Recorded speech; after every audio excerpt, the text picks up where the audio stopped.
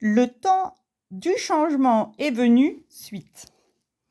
Voilà, ça, c'est dans les suites de la thèse de mon conjoint.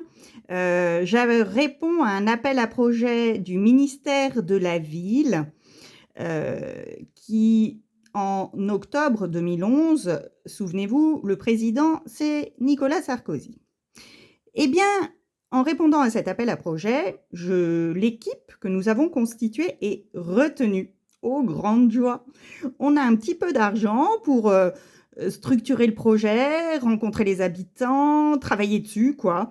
Et la maire de Roanne, c'est Laure Desroches. Naïvement, je vais présenter ce projet puisque nous sommes en pénurie de médecins généralistes, puisque nous avons des médecins vieillissants, épuisés. Eh bien, je vais présenter ce projet à Yves Nicolin, qui est député de notre secteur. Ah ben, je me souviendrai toujours de cette rencontre. Alors, il y a cette phrase célèbre d'Yves Nicolin.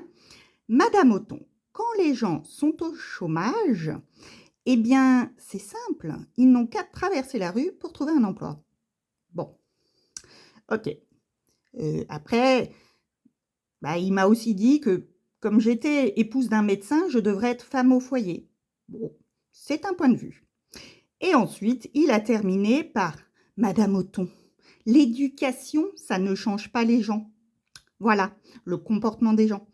D'ailleurs, on l'a vu dans sa récente campagne de prévention sur la trottinette. Effectivement, il ne pense pas du tout à l'éducation des gens pour la trottinette, il pense uniquement à la sanction. Pour ces détails, eh bien, je vous renvoie à mon blog, car non seulement cette maison de santé qui était soutenue au niveau de la région, du ministère de la Ville, de la RS, eh bien, ne s'est pas ouverte, mais surtout, j'ai testé en 2014 la méthode Nicolin.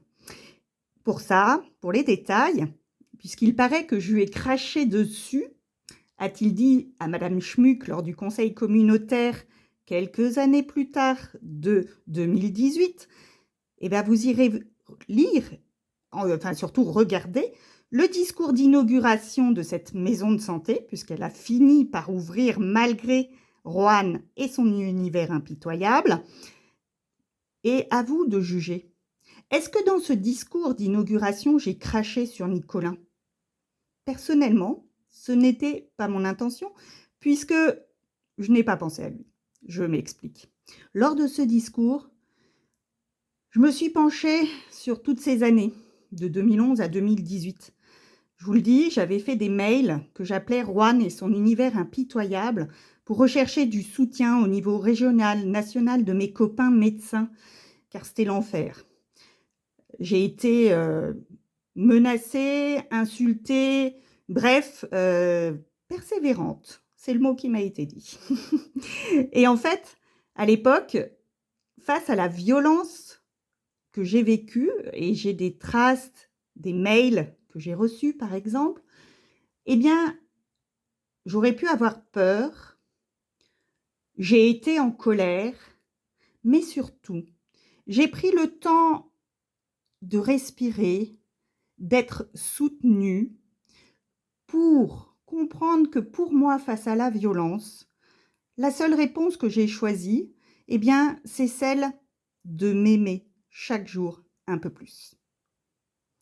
Regardez mon discours, regardez la réponse d'Yves Nicolin. Pour moi, il est venu le temps du changement.